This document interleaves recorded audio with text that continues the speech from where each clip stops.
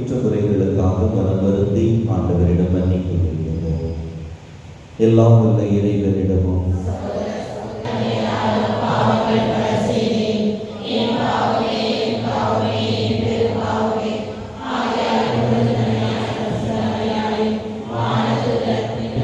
இறக்கம் வைத்து நம் பாவங்களை மன்னித்து நம்மை நிலை வாழ்வுக்கு அழைத்து செல்வாராக.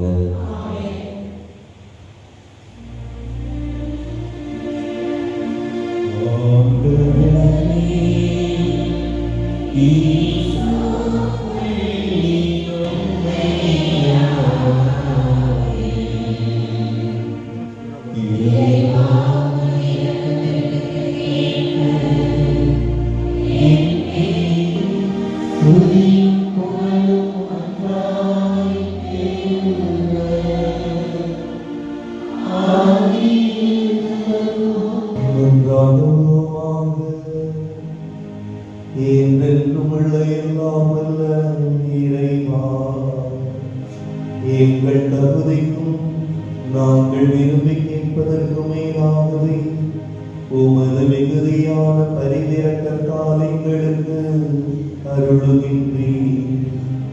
அதனால் எங்கள் மீது உமது இரக்கத்தை பொழிந்து மனச்சான்றுக்கு அச்சம் விளைவிப்பவற்றை மன்னித்து நாங்கள் கேட்கும் தயங்கும் மன்றாட்டை நிறைவேற்றுவீராக. உம்மோடு தூய ஆவியாரின் ஒன்றிற்கு இறைவனாய் என்றென்றும் வாழ்ந்து ஆட்சி செய்கின்ற எங்கள் ஆண்டவர் உம் திருமகனுமாகிய கிறிஸ்து வழியாக உம்மை மன்றாடுகின்றோம். ஒவ்வொன்றையும் படைத்த பின் நல்லது என கண்ட ஆண்டவர் மனிதனை படைத்துவிட்டு அவன் தனிமையாக இருப்பது நல்லது என்று காண்கின்றார். ஆகவே அவனுக்கு தகுந்த துணையை உருவாக்குவேன் என்று கூறி ஏவாளை படைக்கிறார். அவர்கள் இருவரும் ஒன்றித்து ஒரே உடலாய் வாழ வேண்டும் என்று விரும்புகிறார். இவ்வாறு திருமணத்தின் முறைப்படாத தன்மையை எடுத்துக் கூறும் முதல் வாசகத்திற்கு கவனமுடன் செவி கொடுப்போம். இருவரும் ஒரே உடலாய் இருப்பார். தொடக்க நூலிலிருந்து வாசகம். அதிகாரம் 2, இறைவார்த்தைகள் 18 முதல் 24 வரை. அனைத்தையும் படைத்து முடித்த பின் ஆண்டவராகிய கடவுள் மனிதன்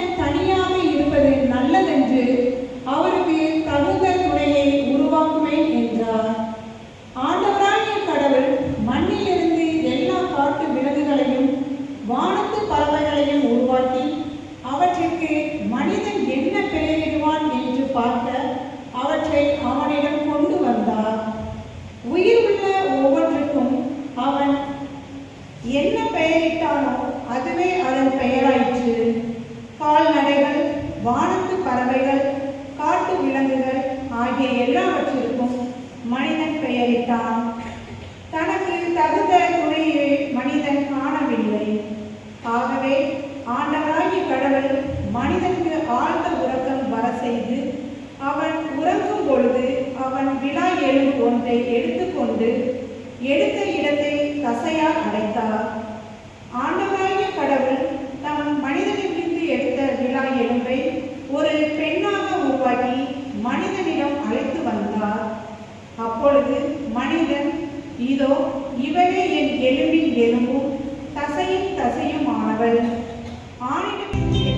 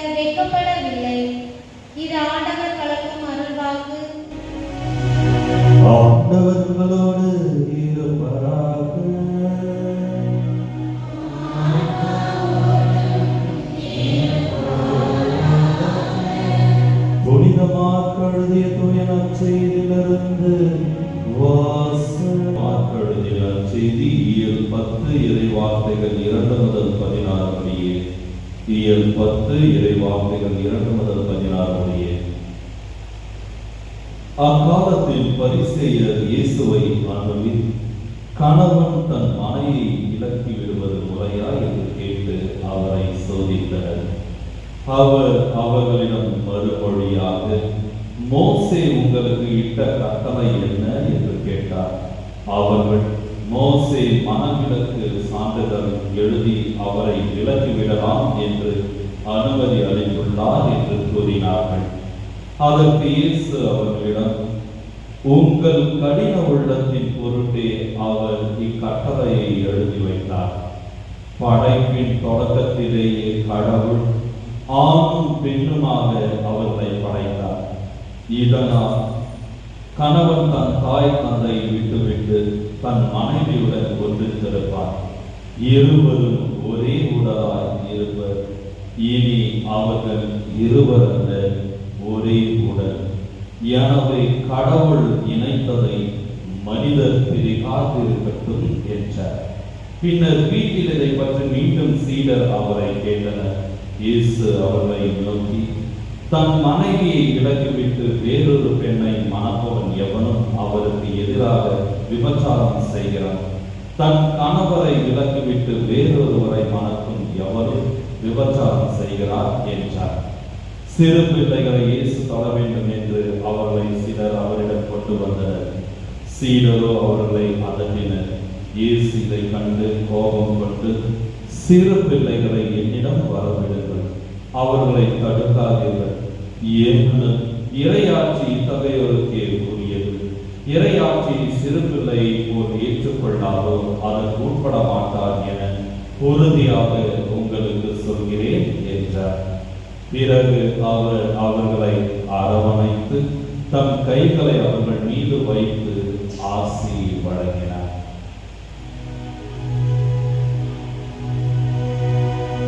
ஆண்டவரின் அருள்வாக்கு.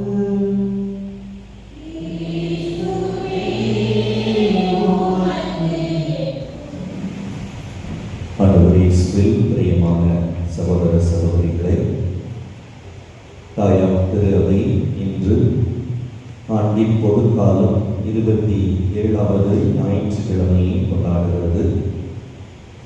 கவனித்திருந்தால் இன்று 3 வாசகங்களும் திருப்பாடலும் திருமண வாழ்வினுடைய அன்பின் புனிதத்தன்மையை குறித்து நமக்கு சிந்தனையை நமக்கு தருகின்றன.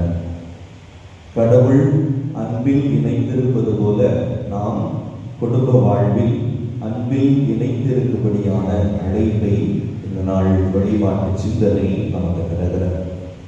இரண்டாவதாக, இன்றைய நாள் நம்முடைய பங்கு சமூகம் விவிலிய மாத கொண்டாட்டத்தினுடைய நிறைவாக விவிலிய ஞாயிறை இது கொண்டாடுகிறது. அந்த அடிப்படையில் இறை வார்த்தை என்பது எதை குறிக்கிறது? இறை வார்த்தையினுடைய தன்மை என்ன? இறை வார்த்தை நம்முடைய வாழ்வுக்கு காட்டுகின்ற வாழ்க்கை பாடம் என்ன என்ற அடிப்படையில் ஒரு சில சிந்தனைகளை உங்களோடு பகிர்ந்து கொள்ளலாம் என்று நினைக்கின்றேன். பைபிள் வச்சுக்கிறீங்களா? வச்சிருக்கிறவங்க எடுத்து வச்சுக்கொள்ளுங்க.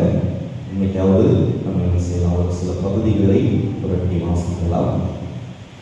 இறை வார்த்தை என்றால் என்ன அப்படின்னு சொன்னா, இறை வார்த்தை குறித்த பைபிள் என்ன சொல்லுகிறது? எபிரேயர் 1:1-2. எபிரேயர் 1:1-2. இறை வார்த்தை என்பது என்ன? எமை நடத்தும் வானக தந்தையே, உம் வார்த்தையில் நிலைத்திருப்பதால் எங்களுக்கு நற்பலன்கள் பல கிடைக்கின்றன. இதனை உலகம் முழுவதும் எடுத்துரைக்கும் பணிகளில் தங்களையே ஈடுபடுத்திக் கொண்டுள்ள திருநிலையினர் மற்றும் பொதுநிலையினர் அனைவரும் தங்கள் சாட்சிய வாழ்வினால் உமது வார்த்தையின் வலிமையை அறிவிக்கும் கருவிகளாக விளங்கிட வேண்டும் என்று ஆண்டவரே உம்மை மன்றாடுகிறோம்.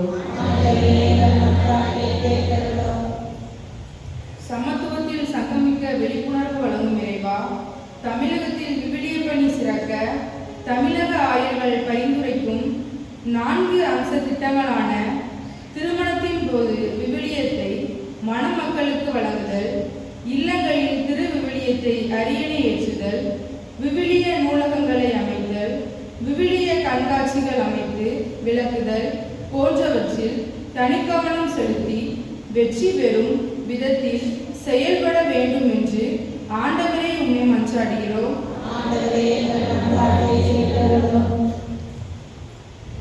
பல முறை பல வழிகள் பலர் வழியாக பேசிடும் இறைவா, எங்களை பக்குவப்படுத்தி விவிலிய பணியாளர்களாக உருமாற்றும் நீர் உமது வார்த்தை நிலைத்திருப்பதின் அவசியத்தை எங்களுக்கு உணர்த்தி எம் இல்லம் எம் பங்கு அனைத்து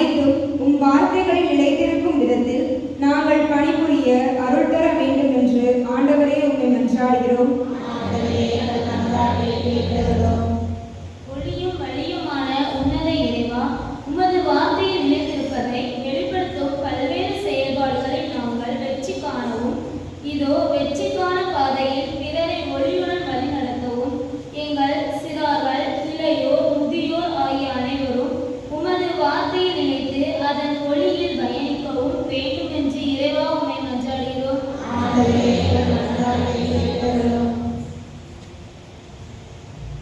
உடனிருந்து காக்கும் ஒப்பற்ற இறைவா, இறை வார்த்தை பணியில் நாங்கள் எதிர்காலத்தில் மேற்கொள்ள எடுத்திருக்கும் திட்டங்களுக்கு நீர் ஆசி அளிக்கவும், பல வடிவங்களில் நாங்கள் சிறப்பிக்க விளையும் செயல்பாடுகள் வெற்றிகரமாக அமைந்து சிறந்த பலனை தரவும் வேண்டுமென்று ஆண்டவரே உம்மை மன்றாடுகிறோம்.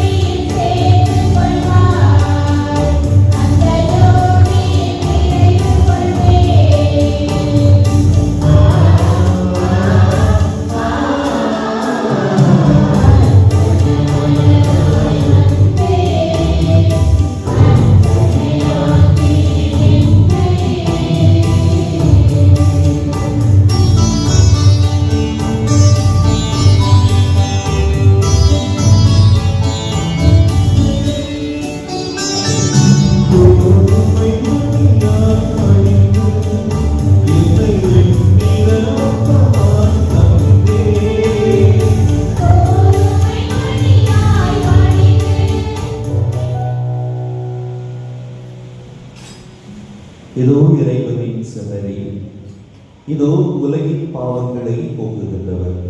செம்மறியின் விருந்துக்கு அழைக்க பெற்றோர் பேறு பெற்றோர்.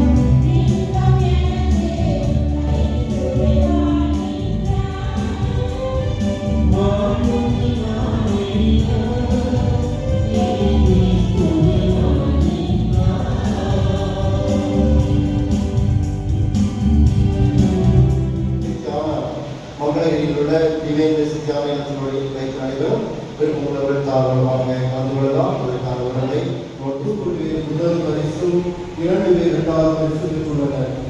முதல் பரிசு பெறக்கூடியவர்கள் முதல் பரிசு பெறக்கூடிய ஜோவானி, ஆக்லி, சுஜிதா இவங்க 3 பேருமே முதல் பரிசு பெறுகிறார்கள். இரண்டாவது பரிசு பெறக்கூடியவர்கள் பிரீத்திகா, வின்சன். இந்த சிறுபணியை தலைமையேற்று சிறப்பித்துக் கொடுத்து மிகவும் அருமையான மறைவுரை இறை வார்த்தை எப்படி உருவானது, இறை வார்த்தை எந்த அளவுக்கு மதிப்பும் வாழ்வும் மதிப்புக்கு உரியது என்பதை மிக அருமையாக விவரித்திலிருந்து மேலும் மிக அருமையான ஒரு மறைவுரையை வழங்கியவர்கள் நமது பாசத்துக்குரிய நமது மறை மாவட்டத்தின் பொருளாளர் தந்தை நண்பர் பிரதீப் அவர்கள். தந்தையவர்கள் கடந்த நாட்களில் நமக்கு தெரியும் பொருளாளராக இருக்கிறார். பணி என்பது சாதாரண ஒரு பணியில் சமாளித்த ஒரு பணி இருந்தாலும் நம்ம பங்கில் கொண்டவர்கள் அன்பினால் கேட்ட உடனே தந்தையவர்கள் கடந்த நாட்களில் வந்தார்கள். இன்னும் அவர்கள் தந்தையவர்கள் வந்திருக்கின்றார்கள். தந்தையவர்கள் நமக்காக வந்து தலைமையில் நமக்காக இந்த திருப்பதியை கலந்து கொண்டு ஜெபிக்க தந்தையவர்களை நம்முடைய பங்கின் சார்பாக வரவேற்று அவர்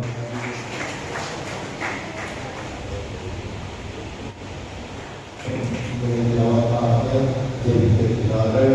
தந்தையவர்கள் கபடி சபை சார்ந்தவர்கள் கல்லூரியிலே பேராசிரியராக பணியாற்றிக் கொண்டிருக்கிறார்கள்.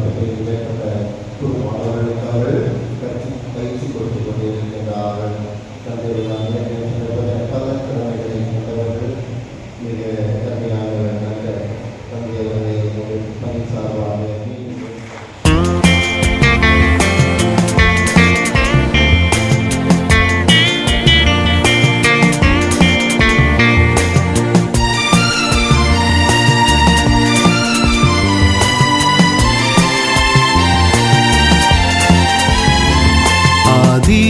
பிதாவின் மாரியே ஆதார உதவியே ஜோதியே அணிந்த சீரியே துயோர் குபஹாரியே மாமரியே நல் கிறிஸ்துவின் அருளடையாளத்தால் புத்துணர்வு ஓட்டம் பெறுகின்றோம். அவராகவே மாறிட எங்களுக்கு அருள் புரிவீராக. எங்கள் ஆண்டவராகிய கிறிஸ்து வழியாக உம்மை மன்றாடுகின்றோம். பற்றாக்குறை அவசரம் கம்மியாகிட்டே வராங்க. நான் சபையில் சேர்றப்பவே 24 பேர் சேர்ந்தோம். இப்போ சபையில் சேர்றப்ப எத்தனை பேர் சேர்றாங்க பார்த்தீங்கன்னா 4 பேர் 5 பேர் தான் சேர்றாங்க. குருக்கள் கம்மியாகிட்டே வராங்க. அப்படின்றப்ப நமக்கான ஒரு கடமை இருக்கு. இறை அழைத்தலை ஊக்குவிக்க என்கரேஜ் பண்ணணும். இறை அழைத்தலை என்கரேஜ் பண்ணணும். அதனால படிக்கிற பிள்ளைங்களுக்கு அந்த இறை அழைத்தலுக்கான அந்த ஆர்வத்தை ஊக்குங்கள். ஏன்னா 10வது 12வது படிச்சவங்க சபையில் சேரணும் அப்படின்னு முதல்ல கிளாஸ் நடத்துக்கு நம்முடைய மறை மாவட்டத்துக்கு போய் சேருங்க.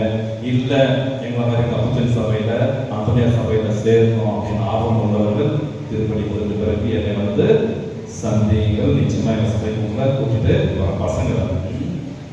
அதனால 10th முடிச்ச பசங்க ஆர்வம் இருப்பவர்கள் என்னை சந்தித்து என்னை தொடர்பு கொள்ளும்படி உங்களை அன்புடன் கேட்டுக்கொள்கிறேன். நான் இருக்கிறேன். இந்த நாளில் என்னை இங்கு அழைத்து திருப்பதி நிறைவேற்றுவதை சந்திக்க எனக்கு வாய்ப்பு தந்த நம்முடைய பாசமிகு புனரத்தை குரு அவர்களுக்கு என்னுடைய பாராட்டுகள், என்னுடைய நன்றிகள். நம்முடைய பங்குக்காக, நம்முடைய ஊருக்காக அவர் எடுக்கின்ற எல்லா முயற்சிகளிலும் இறைவன் அவரை நிறைவாக ஆசீர்வதிக்க வேண்டும் என்றும் அவருக்கு இறைவன் உடல் உள்ள சுகத்தை தர வேண்டும் என்று அவரை வாழ்த்துகின்ற அவருக்காக சிறப்பான விதத்தில் ஜெபிக்கின்றேன். Thank you father.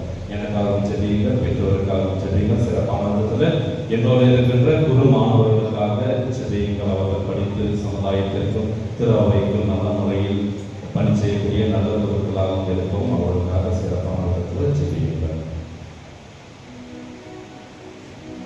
ஆண்டவர் உங்களோடு இருப்பாராக.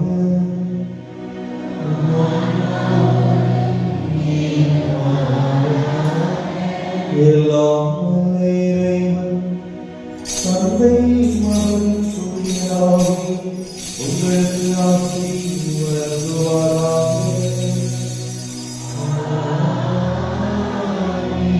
இறைவார்த்தை கேட்டு வாசித்து வாழ்வாங்க. சென்று வாருங்கள், வாழ்வின் பலி தொடர்கின்றது.